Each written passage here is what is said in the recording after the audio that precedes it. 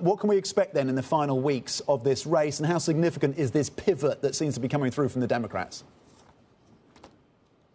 Yeah, if you remember that first month after Kamala Harris was basically the de facto Democratic candidate for the election, she did almost zero national media appearances, very few interviews, and her running mate, Tim Walz, has also gotten some criticism, or Harris's campaign has gotten criticized for not putting him out there more. We're seeing a bit more of both of them.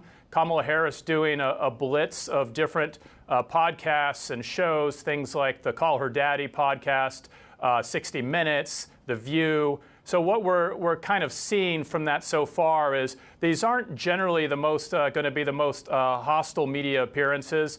They will sometimes be in front of very friendly audiences, but she's definitely ramping up her outreach to some of her strengths. Women, that with the Call Her Daddy podcast and The View, with one you're getting a little bit younger audience, with one a little bit of an older audience. I think we're going to see much more of these appearances in the final weeks. I think you saw Tim Walz on Fox News, which tends to be a little more aggressive against Democratic candidates.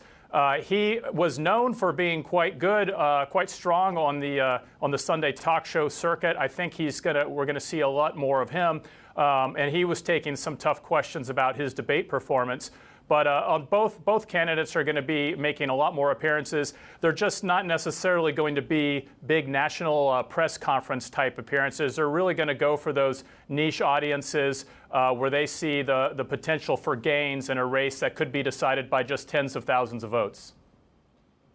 And Bill, meanwhile, Trump returning over the weekend to the site of that first assassination attempt. It's remarkable to think there have been two. Returning to that venue alongside Elon Musk. What does the Trump play at this point?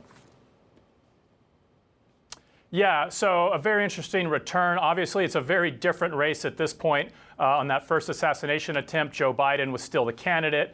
The audience was different. As you mentioned, the world's richest man, Elon Musk, making a very energetic appearance on stage. Also in that audience, hedge fund billionaire John Paulson. There were a lot of senior campaign officials, senior donors to the Trump campaign, really hoping to remind people of what former President Trump went through there. It's no coincidence that they're back in Pennsylvania where this happened. I mean, Pennsylvania is the biggest of the battleground states, 19 electoral votes at play there. Arguably, whoever wins Pennsylvania could just win the whole night. So this is a state where you're going to see both campaigns actively engaged in the next 3 or 4 weeks, with multiple stops over the last remaining days before the election.